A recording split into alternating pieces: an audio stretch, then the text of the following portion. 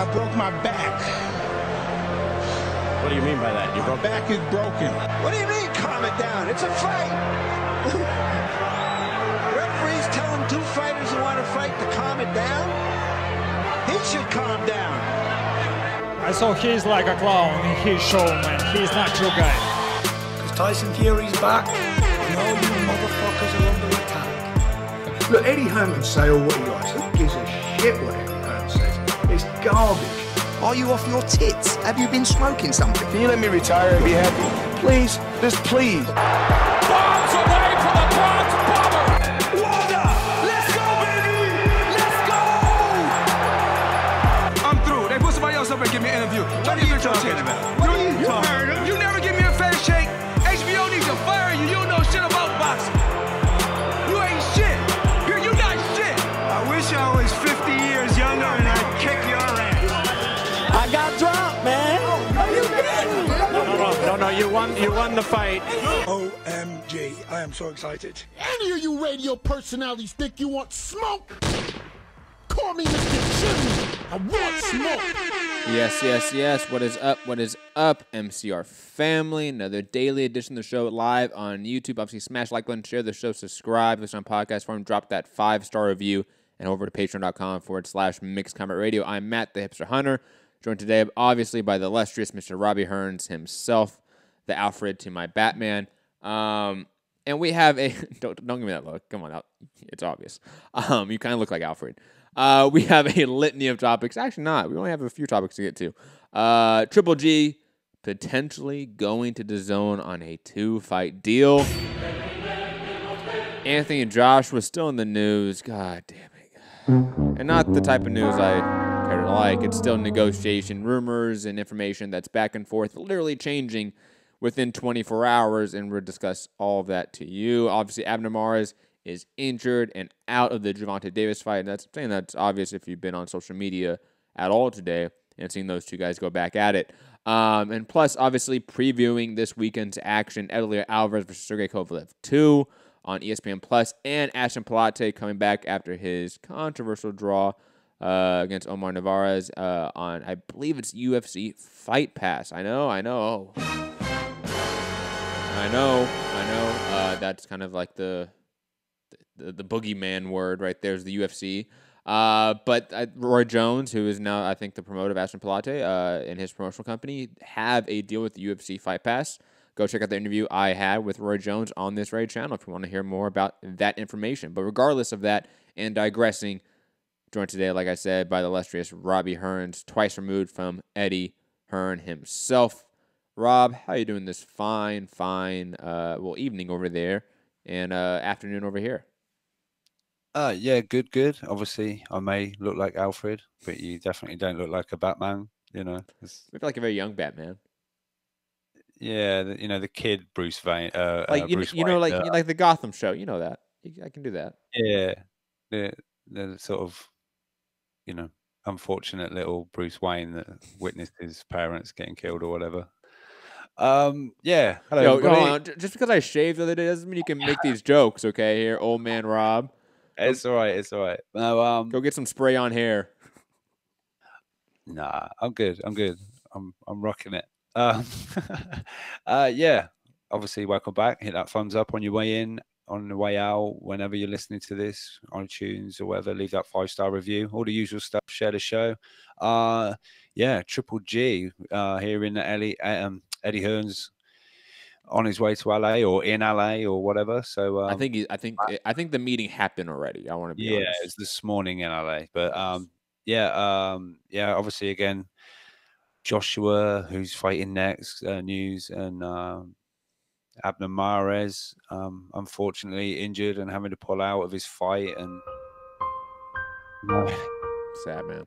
Late replacements and this, that, and the other. But we'll get into it, obviously, and obviously we'll try and break down the fights this weekend. So yeah, Matt, over to you. First off, I love how people still think that you're related to Eddie. Every time I say that, I love it. Secondly, let's get to the news of the day, and then let's get to the fights. Like we said, Triple G over to DAZN per Mike Coppinger as usual, it seems this day, or Keith Adek or Dan Rayfield. Those three guys They've been trying to battle. They're having an arms race for who can break news and have access journalism the most here in boxing. It's hilarious to watch. But anyways, digressing. Mike Coppinger saying sources: Eddie Hearn and John Skipper meeting with Gennady Golovkin this morning in Los Angeles. Hearn feels he'd be able to finalize terms with Triple G to bring him exclusively to DAZN. Belief is it's a 2-fight offer worth 8 figures per bout.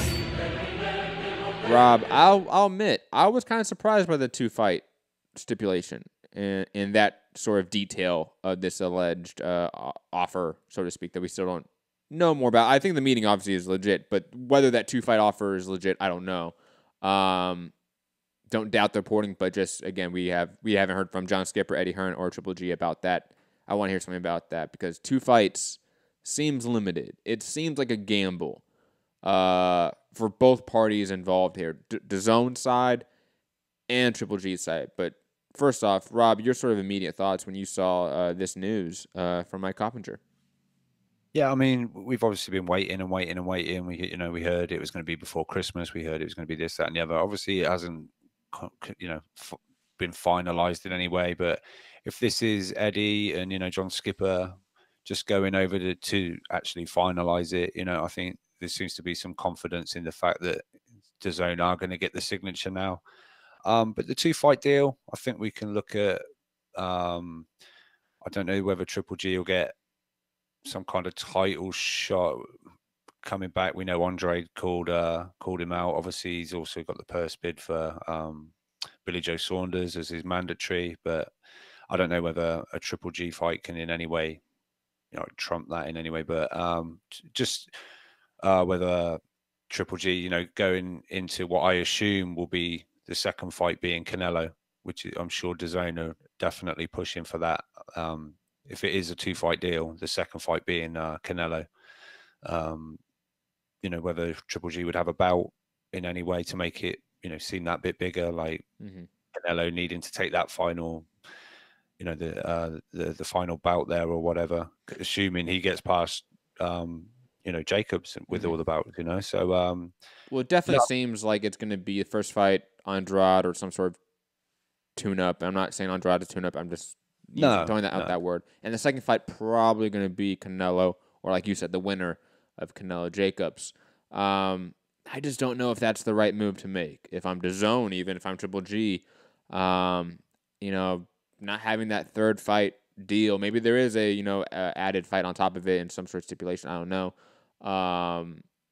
But only 2 fights, that's risky. Because what if Triple G comes in here and beats Andrade and the winner of Canelo Jacobs, and then he leaves the zone with all the belts?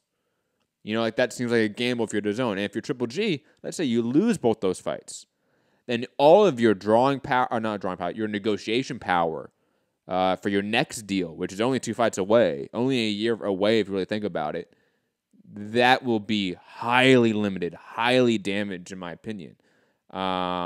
There is some concern here on both, or at least from my angle, if you're looking at both parties' interest, with a 2-fight stipulation. Rob, do you have any thoughts about that?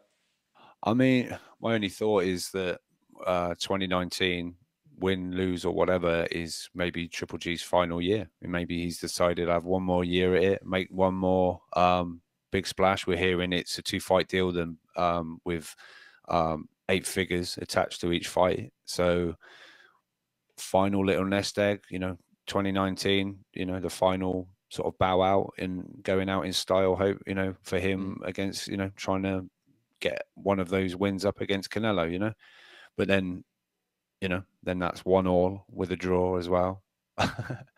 Do we get the Canelo?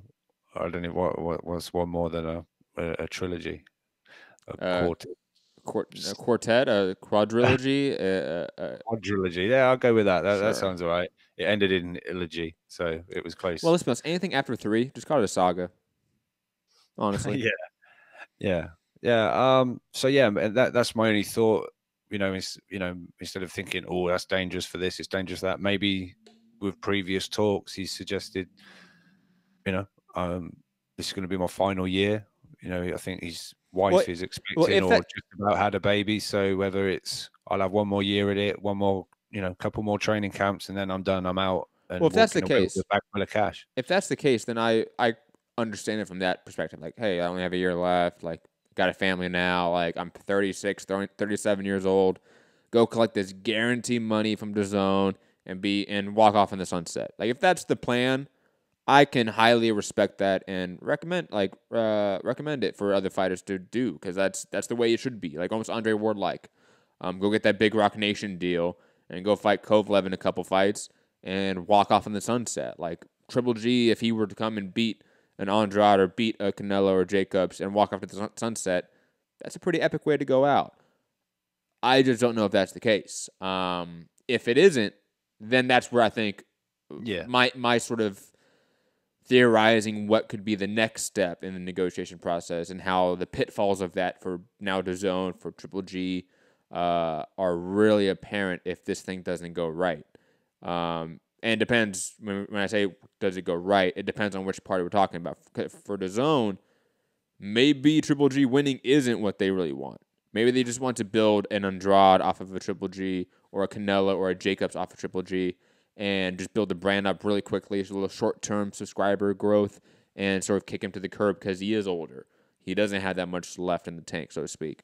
But man, if he comes in here and wins both these fights, and now he is this big fucking free agent that has all the belts, ESPN, PBC, and DAZN obviously on top of it, the amount of money he's going to be offered, I don't think he walks away, just being honest. But digress from that, we don't need to get too much into it unless you want any more points, or you have any more points about this rumor or news. No, I'd just say that obviously, hopefully, if they do finalize it today, or whether there's still some kind of stuff to figure out, but that we, get some kind of press release, and some announcement real soon, just so that's one of the things we need to know for 2019 boxes checked, But interestingly as well, when Coppinger had put this out there, someone said, is Tom going to be there? He said no. Love the pettiness. So is it, Triple G signing to Matchroom USA? Is Eddie Hearn his promoter, which will make the Canelo Triple G, if it was, the second fight, Oscar and Eddie. I know he's kind of had it with Canelo Rocky Fielding, but this is slightly, different level. Be quite an interesting card. I think this is shaping up to be that when Eddie was kind of promising on DAZN, these monster cards. So we're starting to see some bigger fights getting made. I know that's been along with the introduction of Canelo via Golden Boy, but DAZN delivering these bigger cards, I think it's slowly, people keep saying DAZN's failing or this, that, and the other, but that's Canelo, Joshua, and Triple G. Everyone's been saying Triple G's the hottest free agent out there at the moment, and it looks like DAZN have got him as well. Very quickly, some things in the chat that just need to be addressed. Scants, rants, whatever, saying Heyman got the biggest budget in boxing. Probably true. Why are we even comparing PBC to DAZN? Because DAZN has a bigger budget than fucking PBC. I mean, that's kind of common sense. DAZN is a network. So if you want to compare to DAZN, you have to compare it to ESPN, Fox, Showtime. Like, that's what the comparisons in terms of monetary capital, so to speak, like what they can just throw around. PBC has a slightly bigger budget than Matchroom USA. That is, I think, what you're trying to say. Scant rants. At least get your facts straight there. There's a couple of things I saw in the chat. Just come on, guys. Be smart here. Anyone saying that Hugo Ruiz is a better fighter than Abner Mares, get the fuck out of here. We're going to get to that later, but stop just spewing out talking points you've heard from other sites and other publicists, let's be honest. But digress from that, let's get to, speaking of a good publicist, Eddie Hearn, who, if it wasn't a promoter, he would have a job in being a publicist or a PR rep. Absolutely. Because the fact that we're still talking about Joshua versus Whyte to this day is hilarious. But anyways, sort of to set the table. Yesterday, I think it was yesterday or Monday, at the Tevin Farmer, Jonah Carroll media day or press conference. Obviously, Eddie Hearn addressed the whole Joshua thing to most of the media and brought up how Dillian Whyte is still on and how it's likely and how there's a new offer and how I think it's around 5-6 million pounds. On top of that, today we had via World Boxing News, potentially same people at the same press conference talking to Dimitri Salita. I have no idea. But their reporting is that Whyte fight is not as likely, and that Big Baby fight is actually the one that's more likely at this point. God knows what is the case here. Rob, my greater point is that, look, I know you want to talk about this. I know it is news, air quotes, news. It is Joshua, like we have to talk about because it is Joshua. But I don't care about this anymore. Like, I don't care about the back and forth because it's nothing new. Right? Like, honestly, like, there's nothing new in any of these reporting in the last few days. Other than, oh, you gave him $1 more million in the offer or $2 more million in the offer. Cool. Like, that's awesome. Like, I don't need to hear that, honestly. Like, there's some things like, and we talked about this before on the show, like, how much of the business side should we talk about? Should we care about, like, both as a fan, me and you as podcasters, as show hosts, you know, the two sides of it? I'm checking out. I'm checking out right now. I'll admit. This is the last time. I'm going to put a moratorium. This is the last time I am talking about AJ Miller Whyte until we get a press release. Until we get, hey, this fight's happening on this date. Because nothing is new. Like, nothing is drastically different. It's the same back and forth. And honestly, at this point, Rob, you probably would agree to, or you would probably be more aware of it. It seems like every day it goes back and forth. Oh, it's Whyte. Oh, it's Miller. Oh, it's Whyte. Oh, it's Miller. And it's now 2 months later. I can't take it anymore. No, I hear you. I mean, look, if you look on our videos page, I think the last show said something. Was it Miller? Miller had said that it's, you know, Whyte. The Whyte fight is done. It's no. It's not close. Coppinger said, and he even said this word: the Whyte fight is dead. Yeah, like, it's not even close. If I look, I think we went with it like not close was the. Mm-hmm. And now we're doing one because obviously over on the Boxing Voice, they spoke to Eddie yesterday and it was suggested that it is close. So today's title, was it going to be Joshua Whyte is close? I know, like you had that as like in the pre-show, and I was like, I saw them, like, I can't do it. Like, yeah, I wanted just for the pure comedy of it, because like you say, it's just one day it's like you say, World Boxing News have suggested that Whyte playing hardball has pushed it towards the Miller fight. You know, we had both Miller saying, "No, I don't think it's going to be me. We all know he's going to fight Whyte," and we've got Dillian Whyte saying, "Look, it's not me. We all know he's going to fight Miller. You know, we know they want to make him have his US debut and this, that, and the other." So yeah, it's so back and forth, this, that, and the other. But from what I can make out, apparently Dillian Whyte believes the Wembley date is too close now. He wants a longer training camp, and apparently they can look at it for May, maybe June. And obviously the Miller fight is being targeted as possibly, like, I think it was June the 1st. So I don't know. I'm sort of at the same point as you. You know, every day is something new. It's, you know, it's like watching a game of tennis. You're like, but hold on, something new, like air quotes, like it's not really new. Yeah, it's new as in recycled. New, you know, it was interesting once, and then it gets recycled, and it's, you know, like when we first heard. Sorry, not to interrupt, but when we first heard that Miller was an option, like that's relevant. Like that's something I was curious to know about. I want to know more about it. But that, again, it's been at least a month since that news broke, I would say, if not more. Yeah, I mean, we recently heard that it was he actually received an offer. He was, you know, sort of on the list, and it was like, oh, that would be an interesting fight, you know, making his debut. You know, he put it out there, and then we heard he's actually been given a formal offer. So that was kind of like, oh, Miller's got an offer.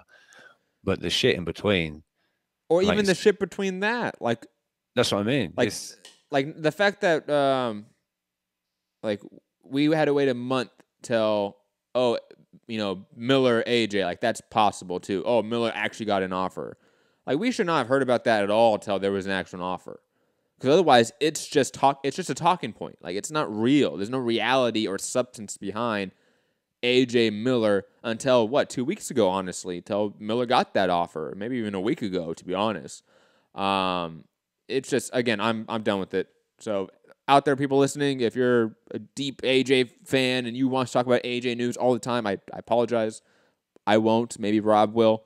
But until we get an actual press release, an actual, hey, breaking news, this fight is official, and we get that word official for this date, I don't care. I don't care. But same, and you know what? Same goes for Wilder Fury. I'll be completely honest. Like, until both those fights get figured out, like, I could give two shits about what they're talking about, what they're negotiating, what they're going flipping back and forth, what the offers are. I don't care at this point. I don't. Yeah, I mean, very quick, talking about like breaking news or whatever. Eddie Hearn has just tweeted, "I'm ecstatic to announce the signing of WBC boxing and Ring Magazine champ Saw Rungzai to the Matchroom boxing team. Next fight announced very soon, live on DAZN." Well, it's funny because obviously he signed to DAZN, I want to say maybe a few weeks ago, right? Well, it was like rumored that was where he was heading. I want to say it was like, hey, he signed to DAZN and this is separate. I could be wrong. Well, anyways, it's good for him. I mean, obviously, I think, Asian boxing, lower weight class boxing, I think has a better natural home at DAZN than Fox, Showtime, and arguably even ESPN Plus. And I feel like that's for very obvious reasons. I mean, DAZN have got Japan, right? They got DAZN Japan or whatever. So, yeah, I guess it makes sense. But yeah, I mean, yeah, just wanted to say that because it just literally came up on my phone. But yeah, we can move on to Abner Mares and the last news topic of the day, and then we're gonna get into the fights this weekend and break those down. Abner Mares out of the fight next week against Gervonta Davis due to an elbow injury. Quickly, anyone out there really peddling the idea that Abner Mares is scared? Stop. Like, you aren't a real fan of the sport. I will say that. I will call you an idiot. I will call you a lot of things, sir, or ma'am, or whatever you are, because you are a piece of filth if you think Abner Mares is scared of Gervonta Davis. And now we have Hugo Reyes as the fill-in fighter for Gervonta Davis next week on Showtime, who also just fought on the Pacquiao-Broner undercard. I forget against who. Cool. Do you want to know who? Sure. I did have his resume up. Yeah, if I can just quickly get it. But yeah, I mean, like you said, Matt, I echo what you're saying. People saying he's ducking and he's scared of Gervonta and, whatever, I think we need to try and get this out of like boxing talk that fighters are scared of each other. I don't know. I don't feel that fighters are particularly scared. Sometimes it comes down to the business wasn't right or for other reasons. But I don't think a fighter is legitimately really scared of another fighter. But yeah, I think Abner Mares, everything he's done in the sport, I think he's got a great resume when you look at it. The names on there, not necessarily that he's won all these fights, but he's been sort of, I think one of the good guys of boxing, in my opinion. But yeah, he doesn't need this shit. He's obviously apparently it's elbow injury, I think, suffered in sparring, and he's just sort of suggested today, like he's in quite a lot of pain, and what is it, February 9th or no? When is it? February? When was it due to? It's next week. Yeah. So what do you want to do? I think it's the 2nd, something like that. No. Today, this weekend is the 2nd, so it would be the 9th. Yeah, the 9th. Yeah. No, I agree, Rob, and like the idea that we need to get that sort of vernacular out of the boxing culture, I absolutely agree. Like, very rarely do we have like the Oliver McCalls of the world that have like a mental breakdown in a ring, right? Like, that is a very rare occurrence. Most of these fighters that enter, at the very top, they have to be A, mentally durable, and B, physically durable. Like, there's no way you get to the very top of the sport without being those two things. So the idea that these guys are scared, no, I'm not going to follow. Especially a guy like Abner Mares, who has lived, I believe, on the east side of LA. Maybe Santiago might correct me on that, but I know he's like an LA guy, like straight up guy. So I'm not going to question Abner Mares at all. That's like questioning. That'd be like saying like Gervonta Davis is scared. Like that'd be ridiculous to say. Like it. Anyways, digressing. We don't need to just dwell on it too much. I'll give an example. Apparently, the WBA are going to grant permission for Loma to fight the winner of Comey over the purse bids for Anthony Crolla, and I've seen people saying Loma's ducking Crolla. So it I can slightly agree with that because we know Crolla's going to bring that fire, but I'm joking. But yeah, no, quickly, this Hugo Ruiz, he picked up a 10-round unanimous decision against Alberto Guevara on the Broner Pacquiao card. He's got 4 losses. This will be his 43rd fight, I think. 30 years old. He's ranked on BoxRec 36 in the world. He's another featherweight. Recently just fought at featherweight. So, yeah. And Gervonta, bless him, he said, looks like my new opponent is a better opponent than Mares anyway. No disrespect. And I just tweeted back, no, he isn't. No disrespect. And it's getting some traction. So a lot of people. What are you? An idiot sandwich. Yeah. Yep. But it's a shame. Although I can't say that I was mega pumped up for the fight in the first place with Mares. Sort of been a sort of criticism of Gervonta that he's just been, dragging up these 126 pounders and things like that. Just I don't know.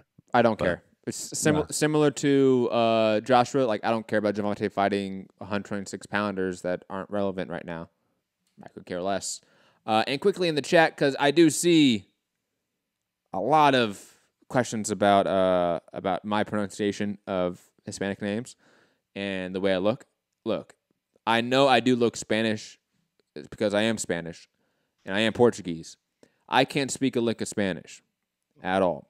I was the white punk kid at the skate park, living in LA. That is me. So I deeply, deeply apologize if I mispronounce Hispanic names, more so than most names, even though I live in LA. It's because I am a deeply, deeply white person. I can't dance, have no rhythm. It goes on and on. Yes, Rob, you're about to say something witty.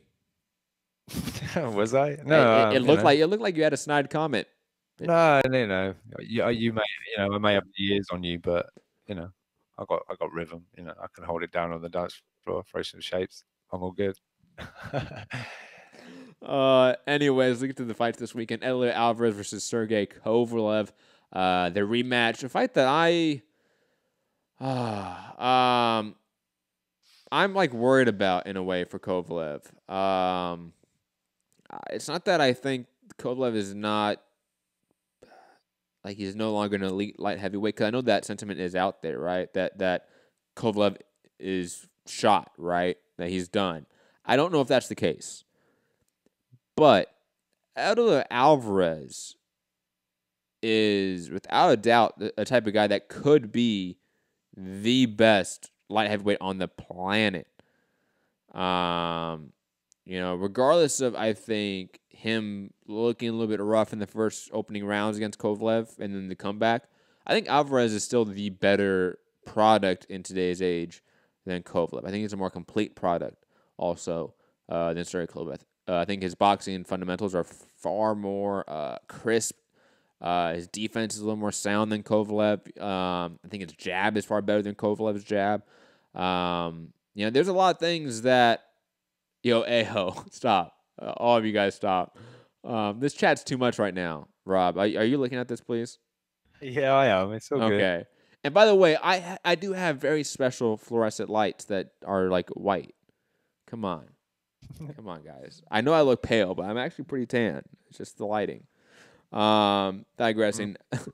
Stop, Rob. Yeah. I'm more tan than you. I just have way better lighting than you. I've got a full head of hair. It's just this light. It just fuck off. Makes it look thinner. I can end the show.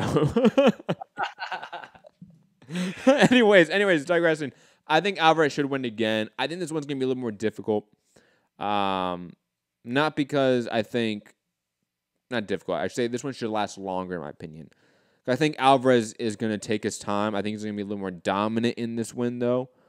But I also think he's not going to press for the stoppage. I think Kovalev is going to be a little more cautious of Alvarez's offensive output, his power. So we might see a better defensive game plan from a Kovalev. But God knows at this point, honestly, because that sentiment of Kovalev being shot not necessarily is completely untrue, because there is some sort of there is something we can look at. There is some fights we can look at post Andre Ward that Kovalev hasn't looked the best. But I think Alvarez should be the favorite here, and he should win by KO or TKO.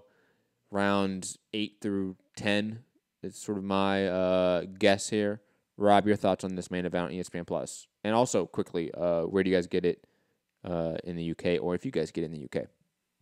I'm not sure actually. It's probably going to be Box Nation. I think.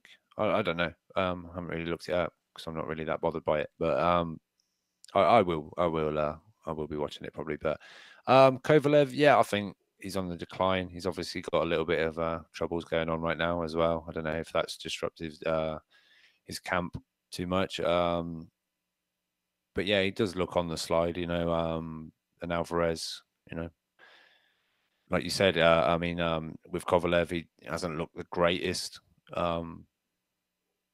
off the back of the Ward defeat. And yeah, I don't know. I just see, like you say, Alvarez getting to him again at some point. And I don't know. I just, really feel Kovalev's kind of done now.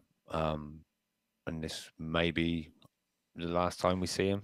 You really think it's that much of a sharp decline for Kovalev? This could be it. He could lose this fight and just be gone from not necessarily gone from boxing, but just gone from relevancy. You think he's no longer a relevant player at all in this division? I feel he's kind of at that point already. To me, I really do. Wow. I know he'd be in some fun fights still with some of the top guys, but I think if he comes off another loss without Alvarez now, I don't know where he goes. He's what value has he got? As for Cafe Duva right now, off the back of another loss. I don't know. I think it'd be tricky for him to get some of the other champions or some of the other big fights out there. So I don't know, but I really feel he has been on the slide since the Ward loss. And it's sort of been quite quick. It's been quite a quick thing. So I don't know if there's a problem with, like I say, issues outside of boxing, whether he's fully committed in camps or whatever, or I don't know. But I would say Alvarez maybe even earlier than last time, or maybe round 6, something like that. Was it round 9? I think last time. No, it wasn't that late, was it? 7. I think it was 7. I don't want to say it was 7. All right, I'll go 6. I might even put a pound on it. Anyways, co-main event: Richard Commey versus Isa Chimaev on the card. Richard Commey, in my opinion, should win this one rather dominantly. Chimaev is really untested in this division. Commey's only 2 losses are highly controversial losses. You can make the argument he beat Robert Easter and Denis Shafikov, and hell, I'll definitely go to bat every time that Richard Commey beat Denis Shafikov. But he fought a Russian in Russia in a ballroom filled with oligarchs. He knew what was going to happen. But Richard Commey here, obviously the fight really isn't that big of a deal. It's really about just getting this vacant IBF belt and then fighting Vasily Lomachenko, because all signs point to him fighting Vasily Lomachenko next. And I got to say, that's really all I have to say about this fight, because, again, Chimaev is not that talented, in my opinion. I don't think he's that gifted. Richard Commey is absolutely gifted, durable, and a hell of a puncher. Richard Commey should win this one via TKO maybe mid rounds, round 5 to 7, maybe 8, depending how much Richard Commey presses on the gas pedal. But he should win this one easily and set up the fight with Vasily Lomachenko. Let's be honest. Rob, your thoughts on this? Yeah, I'm just looking at like Chaniev's his record. 13 wins by 6 knockouts. Is that, I don't think against like a Commey, you're going to need some pop or some serious skills, and I just don't think he's got some serious pop or serious skills. So I think Commey is going to be a big favourite in this. And like I said at the start or earlier, the WBA are going to grant special permission for Loma and the winner of this to happen next. And I think they're looking at, was it April the 2nd or April at some point, early April. So, they're already targeting dates for this. So it looks like Croller's going to have to wait his time for his purse bid and his big money. But Commey all day long, probably, I don't know. He's the dude's a Russian. He's probably, quite a tough guy. I've not seen a lot of him, to be honest, personally, but mid to sort of 6 and 9 rounds, I guess. I think maybe even sooner. Maybe Commey's in the mood to make a real statement, and get this guy out of there real early, and make a good promo ahead of a Loma fight. Oscar Valdez also on the card in a sort of comeback fight since his broken jaw with Scott Quigg, I believe. When was that? That was last year, I know, but I'm trying to remember when that was last year. I feel like it was in the summertime. But he's been out for quite a bit, obviously, because of that broken jaw. Fighting Carmine Thomason, who's undefeated, never heard of him. I believe Valdez should win this one quite easily, unless he is forever damaged from that Scott Quigg fight, which is absolutely possible. Unrivaled Boxing Talking News saying, Matt, are those eyebrows natural? Do you thread them? They are natural. 100% natural, which is really funny because I think I have really bushy fucking eyebrows, but digress from that. Teofimo Lopez on the card as well against Diego Magdaleno. Obviously, I believe the older brother of Jesse Magdaleno, but the lesser brother. I believe that's how the dynamic is. I actually really like this fight for Teofimo Lopez. I think it's another good step up in competition. Diego Magdaleno, a former title contender, I think numerous times.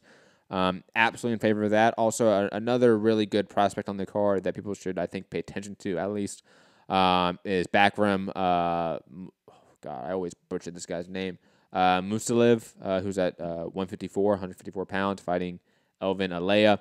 Elvin Alea is a jobber, like he is a journeyman. But Bakram is a legit prospect, undefeated prospect. And 154 is going to have a new generation of prospects coming in soon, probably in the next 2 years or so, just to sort of keep an eye out for that guy. Rob, any thoughts on Valdez, Teofimo, anything else on this card? Yeah, obviously looking forward to seeing Teofimo Lopez again in action. He's hashtag the takeover. He's he's cutting promos every fight. He's looking great, and I look forward to watching him fight every time. And Valdez, that Scott Quigg fight was March, by the way, last year, just so you can refresh your memory. But isn't he with Canelo's camp now? Isn't he in there? Is it? Yes, he is in Canelo's camp now, being trained by Eddie Renee. So him and Ryan Garcia are two big names that recently moved there.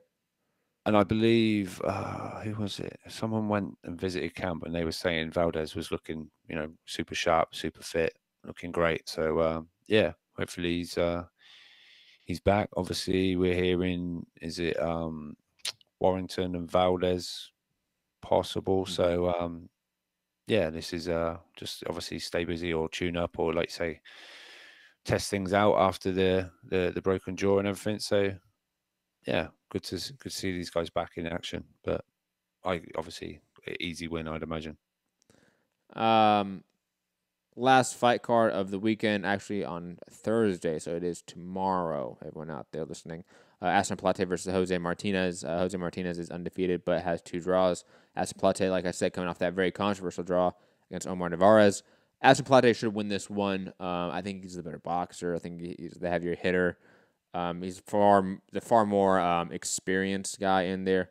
So Ashton Plate should win this one rather easily. Rob, any thoughts on this before we go to callers? Again, callers 323-870-4051. Press 1 to get in the queue. If you're international, you can Skype, add Mixed Combat Radio. Or if you want to call in via the Google Hangout, email me mixedcombatradio@gmail.com. Rob, any last thoughts? No, I don't want to talk about that. I just want to bring up the other card that's on. Ted Cheeseman, Sergio Garcia on Sky this weekend. And DAZN, I think. He'll be picking this one up. But what? No, just go. What is it about? Just go. Yeah, Cheeseman looking to add the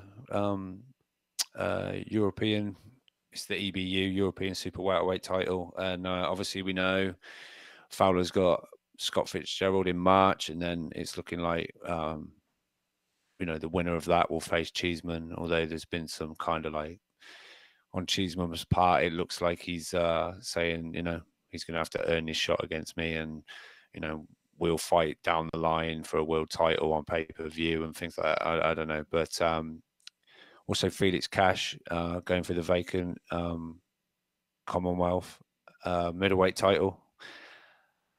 What else have we got? Jake Ball and Craig Richards. I really like that fight. That's going to be a fun fight. And Lawrence Okoli back in action against Sean Miller. Yeah, and John Doherty, just a one for people to look out for. Super middleweight. He's only 2-0, but I really like him. And Charles Frankham, new signing from DAZN from the amateurs, making his debut. So at the moment, he's got a TBA, but we know what a guy on his debut usually ends up getting a nice soft touch. So get him up, get that win in the column, that one in the column. Is the chat distracting you, Matt? Yo, man, they need to relax. All of them need to relax.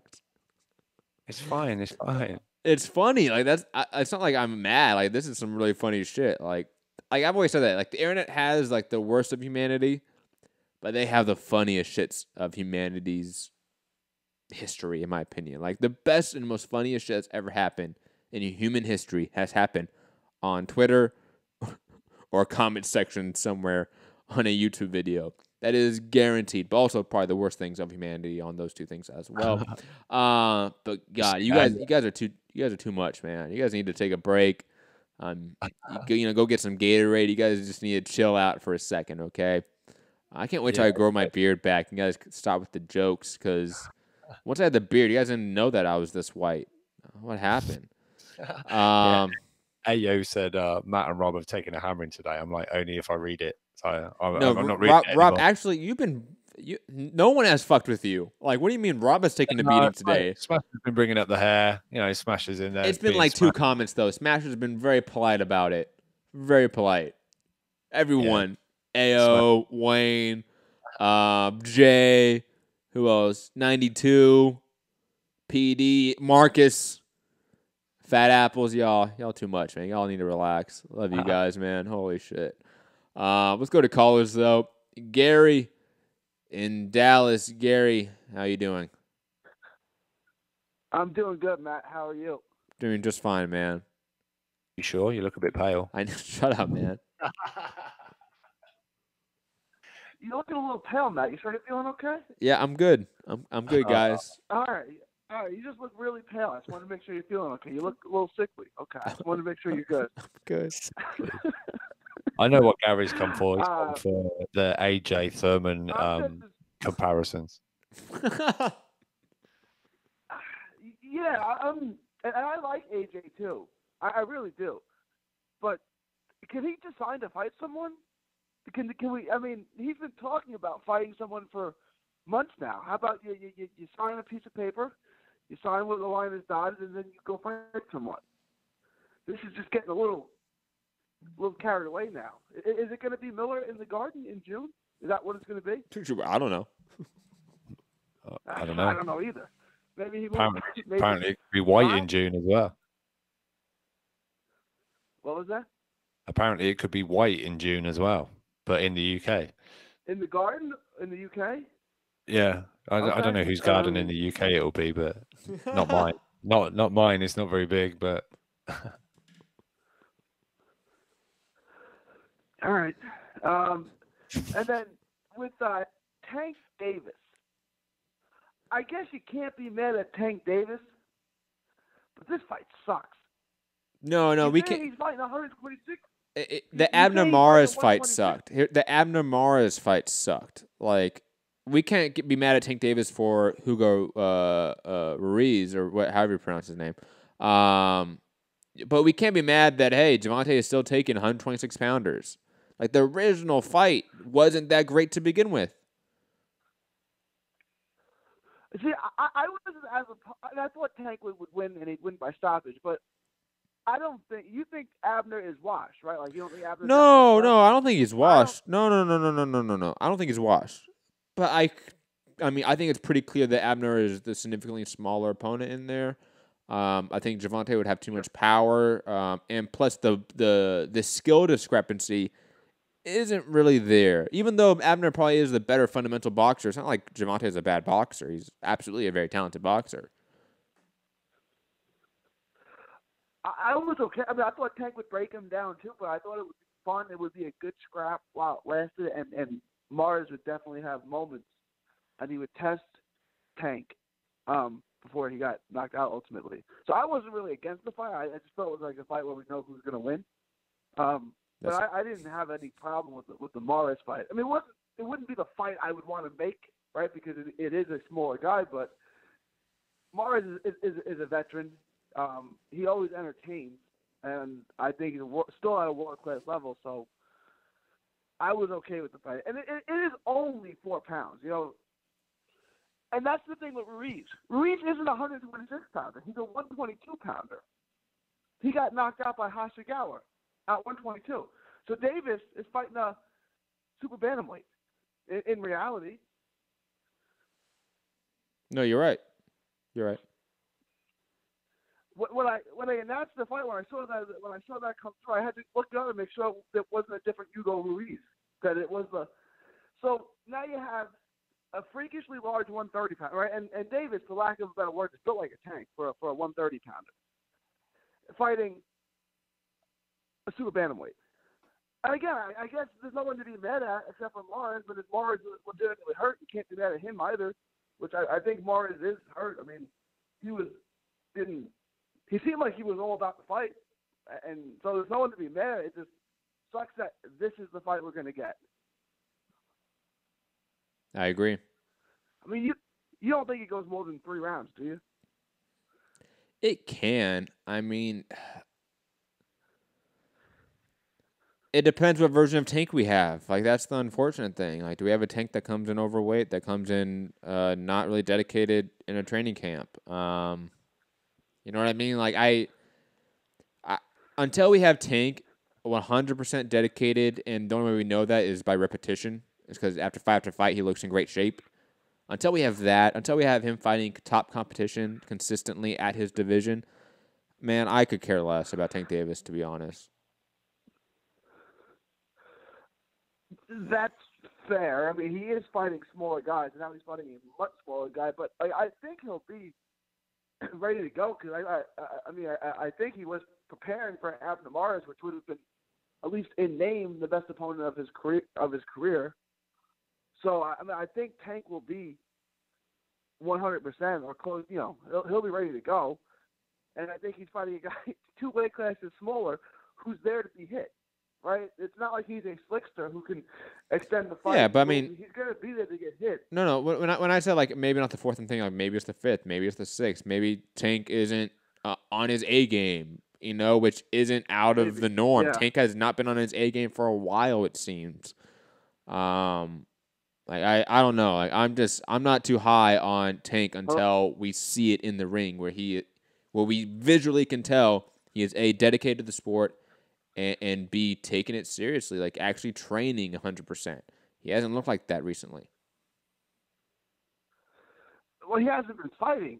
I mean, he had the fight on the Mayweather card was a year and a half ago already, and he's only fought once since then against a washed-up featherweight.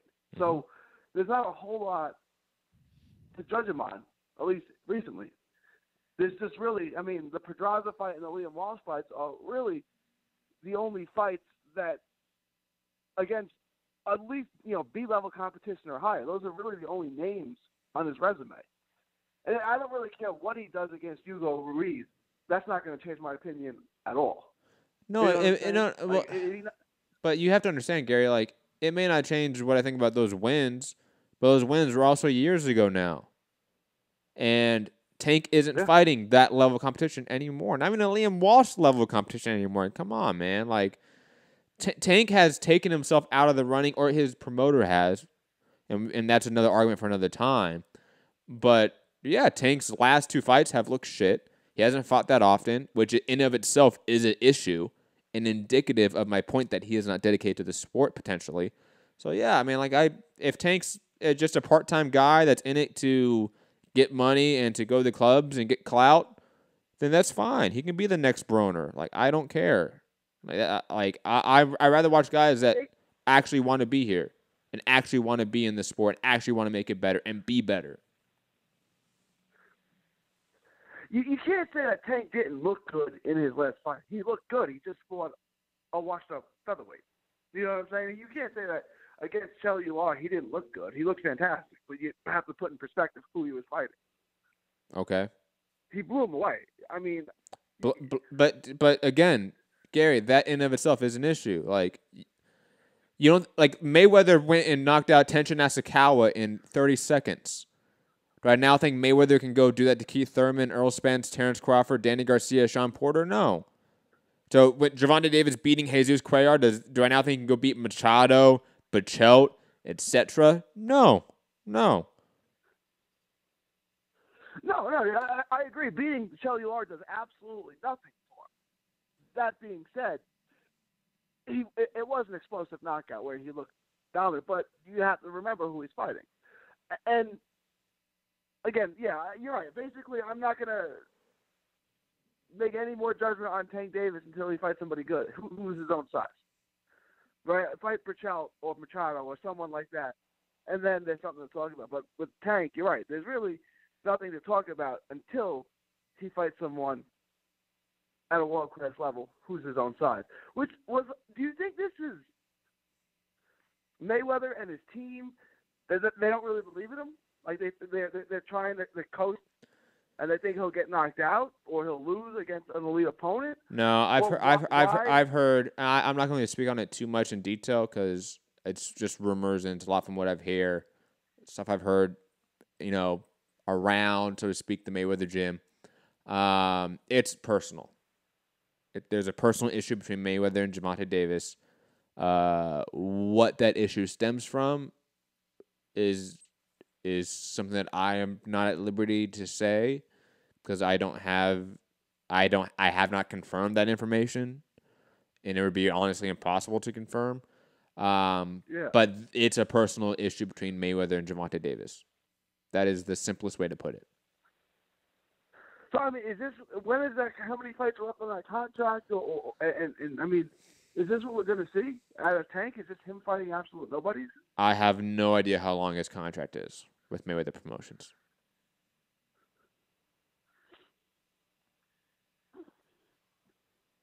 Gary?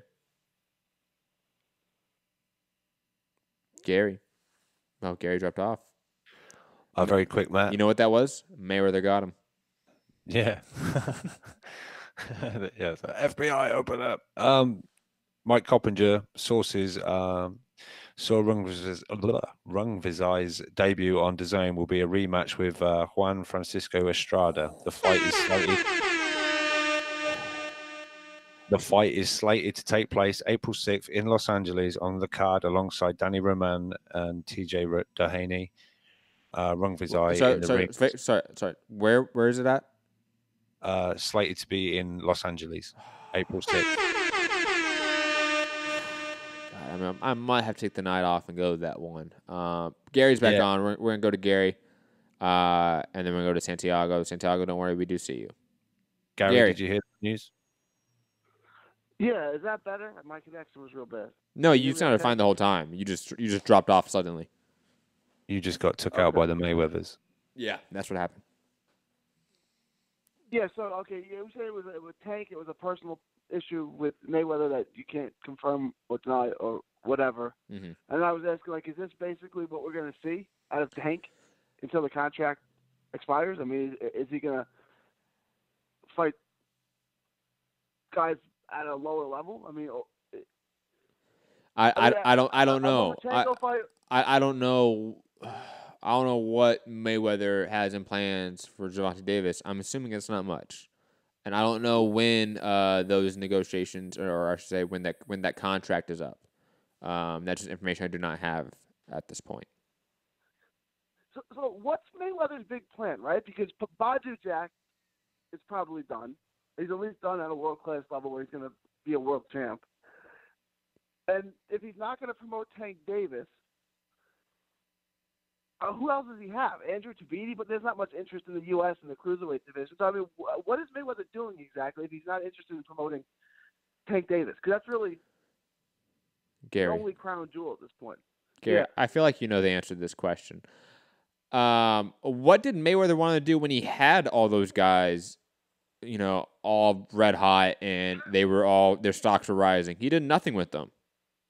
Like, that's true. Like, we're talking about Mayweather here, who is, without a actual clinical, what's the term, Rob? Like a clinical confirmation. That's a bad term, but regardless, we don't have a therapist on staff saying, "Hey, yeah, Mayweather's definitely a sociopath and psychopath." But come on, like, he's a Howard Hughes level OCD sociopath. He's the type of guy that he can excel at anything he does if he really puts his mind to it. We've seen that, but it's about him. At any point he could be off in his own movie theater, growing his nails out and peeing in a jar, growing out his beard like Howard Hughes, or he becomes a billionaire like Howard Hughes. He is just not 100% there, so to speak. Mentally. And I'm not saying that he's not a smart guy. Mayweather's a very intelligent guy, but he is a sociopath. And from all intents and purposes, a OCD one on top of that. I think he could care less about Mayweather Promotions, to be honest. Leonard Elby looks like he still runs the day-to-day operations. And Mayweather collects his check because his name's attached to it, and he's off with his 30-people entourage riding in jets all around the world. Like that's what Mayweather wants to do. I don't think Mayweather cares at all about making Mayweather Promotions compete with Bob Arum or Lou DiBella or Oscar De La Hoya. He cares two shits about that. That's certainly what it seems like. It just seems like you could make a lot of money off of Tank Davis if you think he's good, right? Like, there's good fights out there for him at 130. Gary Russell Jr. said he'd be willing to go up to 130. That fight would be makeable because they're both on the same side of the promotional pond. Like they make nonsense fights for him, but it's personal, and Mayweather doesn't really care. So I guess that's what you're going to get, which is sad because Tank obviously has a lot of talent. And then the other thing I want to talk to you about was on your show yesterday. You said you weren't impressed with Virgil Ortiz. I want smoke. It only took 24 hours for that trolling attempt to work, but it has. Yes, let's talk about it. It's nice to be caught up with the show, though. It is nice. My thing with Virgil Ortiz is that I don't see him as a... What's the best way to put it? When I watch him fight, I don't think, this is an all-time great potentially. This is going to be a perennial champion for years, potentially. I don't get that vibe from him. I get, he might get a belt maybe once or twice. He's going to be a perennial top 10 guy. But I don't see the greatness, so to speak, that you might see in him. And mainly, where I come down on why I think that is defensively. I don't think he is creative in any way. I don't think he's innovative in any way. I don't think he's really all that special defensively. Offensively, very accurate, great combinations, brutal power. But defensively, I see him being a Mikey Garcia light. Diet Mikey Garcia. That's what I was gonna say. Mikey Garcia is a Florida White champion. Mikey Garcia is an all-time great. He's not all-time great yet. That's not. No, I wouldn't agree with that at all. Mike Garcia, though, probably might be a Hall of Famer, but all-time great, no. But Mikey is far better when it comes to his judgment of range. He's far better when it comes to being able to parry and deflect shots, and also on top of that, being able to deflect and parry shots within a combination and be able to work that within a combination as well. That's why I said, like, Virgil Ortiz is a diet version of Mike Garcia. I definitely see other prospects having a much higher ceiling than Ortiz. Just my opinion. You also have to consider, like, when you compare him to Mikey, I think it's a fair comparison. His size, he's 5'11", and he's a thick kid. He's a big 140-pounder. I mean, yeah, defensively he's pretty bland, right? I mean, but he's an offensive fighter, right? I mean, defensively he's just kind of basic, but he's an offensive fighter. He's got a vicious body attack. He throws huge combinations. He's got a shotgun dip, and he's really long and really strong. I mean, the average 140-pounder is usually like, what, 5'7", 5'8"? He's 5'11". So he's going to have a size advantage over everyone he fights, too. Right? Like, if you look at him, he's kind of built like Regis Prograis, but he's 3 inches taller. But he doesn't box anything like Regis Prograis. What are you talking about? No, I'm saying just, you would say Regis Prograis is a big, strong 140-pounder, right? Like, you would say he's a big 140-pounder? Yeah, but quickly, Gary, but him being a big 140-pounder is not the foundation to his style. You understand what I'm saying? The foundation to Ortiz's style is that he's big and strong. His whole style is predicated off of that. Regis Prograis is a slick boxer that really uses his movement, his reflexes, his timing more than his size, more than his power, honestly. It's a combination. It's a combination. I didn't realize he was as good a boxer until I saw him outbox Trevor Flanagan badly. I remember, we don't need to get into who I picked in that fight, but I thought Flanagan was going to be the better boxer in that fight, and he clearly was not.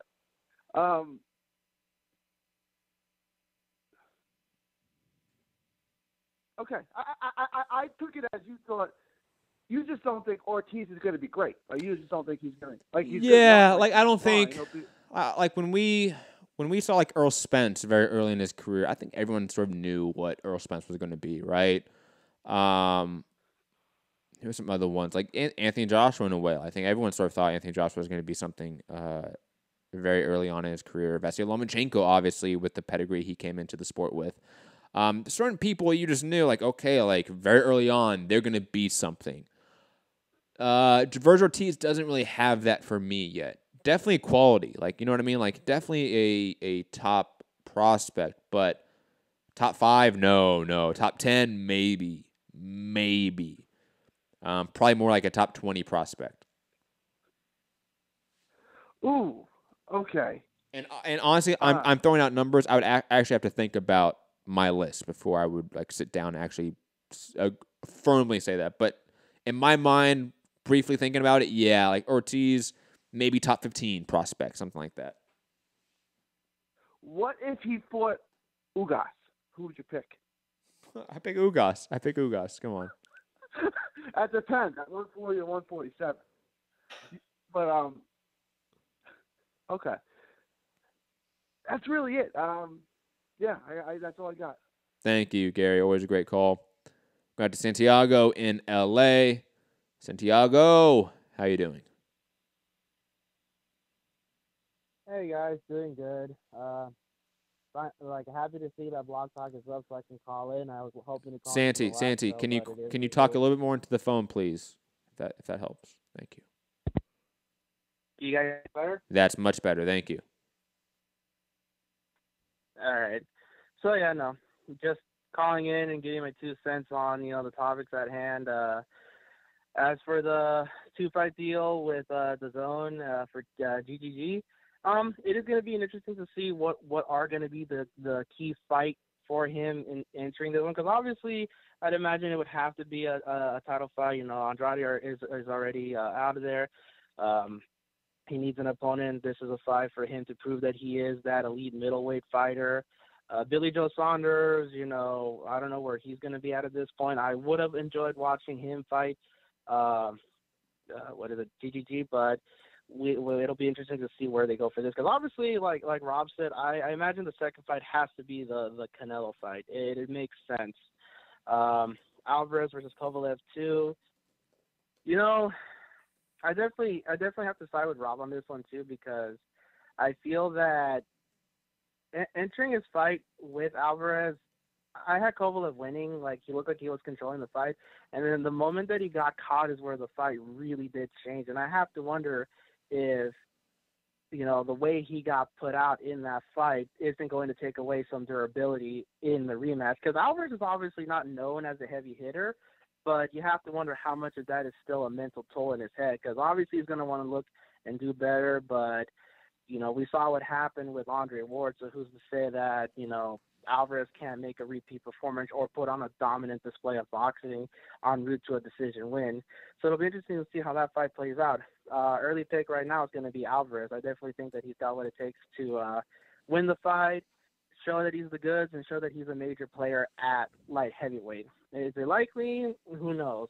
We have to wonder where Kovalev is, because outside of the ring, I have to wonder where his mind is, because he's made some questionable choices, and I can only imagine how much you're going to impact them on fight night. And as for the whole Mares Davis debacle, definitely I think that Instagram post that Mares put up not too long ago will come back to bite Davis in the ass, because he called it. He fucking called it, man. I mean, it hasn't been like 3 weeks yet since Hugo Ruiz had his debut at featherweight, and he's getting the fight with Davis. Like, it's an easy fight. I definitely expect the fight to go no more than 2-3 rounds, and it's a bit depressing, because we were all talking about it, tailgating the whole thing and everything, and now for me it's just kind of like I'm just gonna sit back at home and watch it, because like it's not worth the trip at this point, not for me at least. And I think that you guys actually had a question regarding Mares. I just thought maybe you might know specifically where he's from in LA. That's all. Oh, Hawaiian Gardens. Ah, that's right, Hawaiian Gardens. Good old Hawaiian Gardens. Okay, that explains a lot about Abner Mares now. And I know like people outside of the LA area have no idea what that means, but the fact that he's from Hawaiian Gardens makes so much sense now. Anyways, back to you, Santiago. Yeah, no. So it's gonna be interesting to see, because like obviously this is now a stay busy fight for Davis. Hopefully they can reschedule the fight for a later day, and obviously the smart money is Davis for both fights. But even when they finally have the weigh-in and everything, I'm gonna be sticking with Mares on this one. I think he's got at least one bullet left in the chamber before he's finally had his career. I think this is his fight to shine. That's all I really have to say regarding these topics. If you guys have any other questions, feel free to shoot. Otherwise, that's my call. Keep up the good work, guys. Enjoy everything that you guys have been doing so far. Thank you, Santiago. Santi, do you like the signing of Rungvisai? I always have to have a second run up at that one. So say it's Sarah Cat. It's like Kit Kat, but Sarah Cat. That's what I say. Right. I think I'm probably the only one who knows how to say his name correctly. Sarisaket Sorangvisai. I think me and Rob said it actually better, but digressing. Yeah. I like it. I'm definitely excited. I'm definitely excited for the rematch with Estrada, and the fact that it might be in LA. Matt doesn't have to worry about getting tickets at that point. He knows that I usually carry a spare set just for him. I did last time at the Superfly 2 event. So it's going to be interesting to be there live if they make it in LA. Yeah, I agree. Cool. Thank you for the call, Santiago. We're going to go to Unrivaled Boxing Talk and News. How you doing, man, as I turn up your audio? I'm not doing too badly. How are you, Matt? We're doing good. We're doing good, man. Just another day in paradise doing the job we love. Yeah. That's good. That's good. I'm a little tired, but Tank versus Abner being pulled off and fighting Hugo Ruiz. The results still pretty much going to be the same. The only difference in the fight is one guy is taller, and that's pretty much it. He's fighting a guy he's pretty much too big for in terms of body density anyway. And he's going to knock him out. I'm not a massive Tank fan, but he is a promising prospect. Very dangerous, if you want to call him a prospect. Hugo Ruiz, do I rate him higher than Abner Mares? No. Do I rate Abner Mares higher than him? Not really, actually, if I'm being honest. I think Abner Mares and Hugo Ruiz would have been an amazing fight to actually make, to be honest. I think that'd be a phenomenal fight. All in all, underwhelming like the first fight was originally. Earlier we got onto the topic of, you don't mind me commenting on your comments on sociopathy, right? No, you don't have to. Something that I know quite a bit about. So sociopathy would be very fair if the person hasn't seen tremendous abuse in his life or neglect or abandonment. And Floyd Mayweather and his uncles have all laid out that he was abandoned as a youth. So it is more possible, if you even see his interactions with his father, that this is an attention seeker who has an inferiority complex, overcompensating for the lack of affection as a child to try and promote his tendencies or need for some form of attention into the public image that he's trying to show off himself as being flashy. Sociopaths tend not to be that way. They tend to be more about themselves, less extroverted. There's very few cases of extroverted sociopaths of note. The most common one being like Ted Bundy. That's the most notable extroverted sociopath, but most of them tend to be insular type of people. It's very rare. So I would see him being more of a narcissist with an inferiority complex due to lack of attention and a bad upbringing as a child, which he's commented on many a time, and so has his father. Okay. Obviously, we all know what happened with Tank and Floyd. You don't go doing things that you shouldn't be doing. Family matters. Family matters. But that's all I'll say on that. But yeah, Rob, you asked about Rungvisai, right? Mm-hmm. Good signing. I obviously love watching hardcore boxing. Rungvisai is an incredible fighter, a pound for pound high level guy in a lot of people's minds. I think it's a good signing. I don't think it means anything in terms of viewership for DAZN. It means absolutely nothing, really. Nobody in America knows who the fuck he is outside of hardcore boxing fans. Nobody in the world knows who he is outside of hardcore boxing fans. But good signing, all the same. And if it's okay with you guys, could I just respond to someone of you in the chat who said something a little bit earlier that kind of flummoxed me to my core? Sure. Apparently PBC, this was their quote. This is Joel Tanchik said that the PBC is responsible for 70% of televised boxing in the world. Now, I would just like to say, in America, there was 81 televised boxing events in the last 18 months. And in Japan alone, there was 173. So unless the PBC is running the Japanese market, yeah, you're wrong. You're commenting on a. I mean, he's near enough correct. It's 56% to the American televised market. By the way, they did take up over half, but it wasn't quite 70% statistically speaking. They don't even have the largest roster on the worldwide stage because Matchroom actually has a larger roster between the UK and America combined than the PBC. They have 38 fighters more, but that doesn't really matter, does it? Like when you want to go quoting things and saying people are hating on the PBC, when in reality you just don't know statistics and you like giving out random numbers. And if you want, you can Google it, because that's what you probably did, saying you probably went on to Google and said, who has televised the most events in the last year? And you came up with Al Heyman and put 70% behind it. Even though the PBC really only put on 32 shows last year. But that's cool. Anyway, smoke. That's my call. If for once I'm not going in on Rob. for once. Yeah, I'll just stay quiet. I'm fine. You carry on, mate. You're doing great. But all in all, like, I'm not a Matchroom fan. I am not a PBC fan.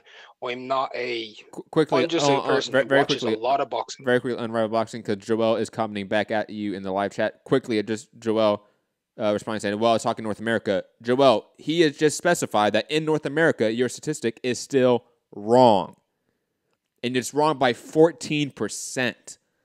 So, get the fuck out of here. And if you actually want to reply, Joel, instead of just spouting off lies, you can always call in 323-870-4051 or email me or Skype. You know how to do that. Back to you, Unrivaled Boxing. Yeah. He just said that all we do is hate on the PBC. Last year, my fight of the year came from PBC. And it's also a show that I flew over 7,000 miles to go and see. I mean, I'm obviously hating on them. And also, my prediction was Wilder would beat Fury, even though I am actually an Irish traveler myself. So I share blood with Fury, and I predicted Wilder. And my favorite fighter, my favorite boxer, pound for pound, is Jarrah Hurd. Even though I don't think he's like the #1 fighter, he's my favorite guy to watch. PBC fighter. So, I mean, obviously I'm hating on the PBC, right? Because I'm white. That's how this works. But yeah, anyway, guys, thanks a million. Have a good one. It was an estimation, and he made it as a statement. What a genius, right? Peace out, guys. Peace. Mic drop. Oh, that was great. Joel, like, you lost, fam. Like, that was... My estimation was very close. 14%'s not close. Well, depending on what we're talking about. Like, depending on what information we're talking about. But 14% off when it comes to... Yes, this company produced 70% of the content in the industry worldwide. And now obviously switched to North America. And to now go back to, it's only 56%. That's a difference. 14% of boxing content in North America is a significant difference. To act like it isn't would be ludicrous. Because, again, if it was 70%, if it was the 14% more, right, Rob? He would still be shouting, oh, I was right. It's 70% of the product. But it's not. That's why you're rebounding. That's why you're now switching up the argument, Joel, because you lost. But it's okay. It's okay. Digressing. Let's get out of here, Rob. Final thoughts. Let people know where to find you. Yeah, very quick, just so it's official, but Crawford Khan will be at Madison Square Garden April 20th. So there was still wasn't quite ironed out for the venue, I think, on that one.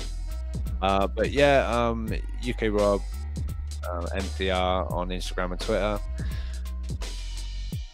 Like Matt said, we probably won't come back with a show that's, Miller just wants another 500,000 to fight Joshua, and Dillian Whyte says he wants to wear black shorts, and AJ, any more sort of negotiation talk that isn't news or relevant, I guess we won't be reporting it or bringing it to you. You can, Rob. I won't.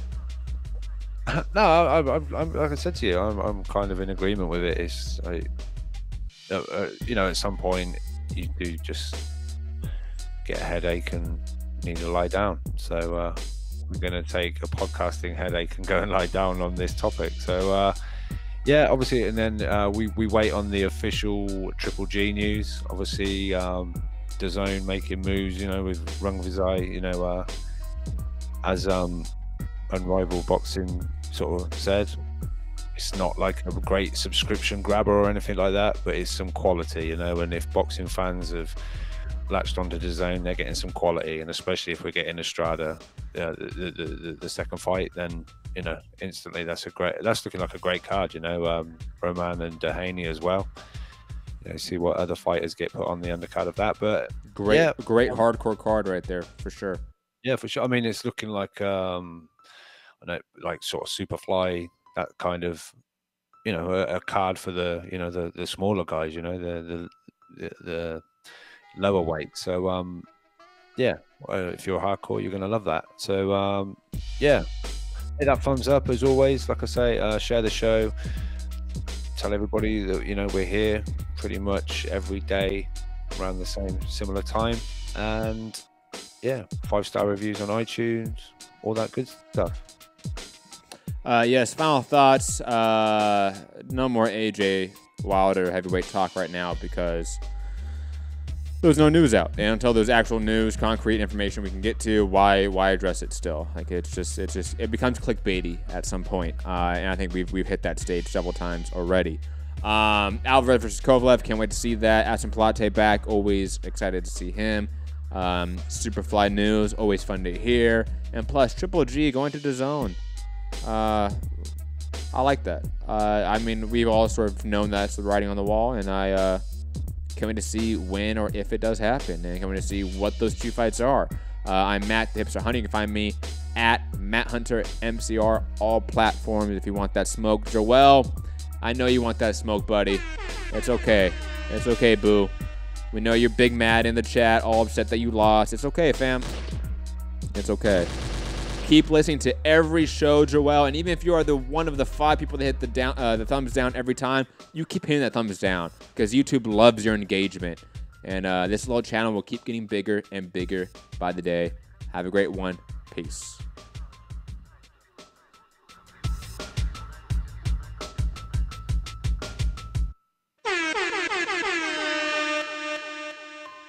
I want smoke.